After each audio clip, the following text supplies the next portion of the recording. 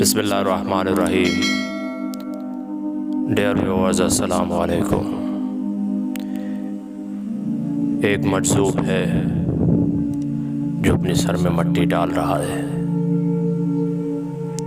پوچھنے پر کیا جواب دیتا ہے، آئیں اس نظم میں دیکھتے ہیں۔ کل گلی میں بیٹھا ایک دیوانہ، خود سے باتیں کرتے دیکھا، ہنستے روتے بیچ چوراہے سر میں مٹی ڈال رہا تھا۔